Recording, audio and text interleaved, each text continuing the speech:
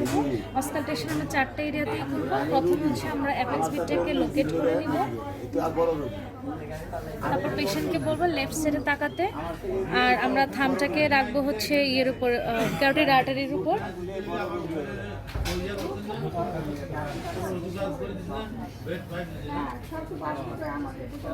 তারপর ট্রাইকাসপিড এরিয়াতে দেখবো, এটা হচ্ছে 3rd 4th প্যারাস্টার্নাল স্পেসে।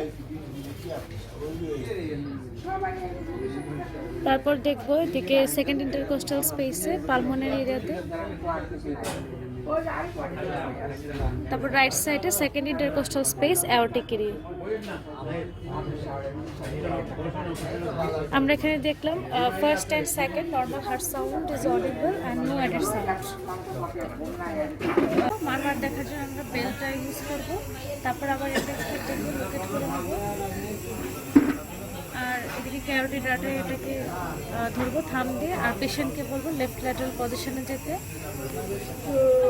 আর পেশেন্টকে বলবো লম্বা শ্বাস নিয়ে ছেড়ে ধরে রাখতে, লম্বা শ্বাস নিয়ে ছেড়ে ধরে রাখতে। তারপর ট্রাইকাসপিড পালমোনারি অ্যাওর্টিকের মারমারটা দেখবো, তার জন্য পেশেন্টকে বলবো উঠে বসতে আর সামনের দিকে ঝুঁকে বসতে। এটার জন্য আমরা বেল দিয়ে দেখবো, সরি ডায়াফ্রাম দিয়ে দেখবো। ট্রাইকাসপিড এরিয়াতে ধরে পেশেন্টের কোনো ইনস্ট্রাকশনের দিকে দেওয়া হবে না, এমনি দেখবো। ক্যারোটিড আর্টারিটাকে ধরে রাখলাম।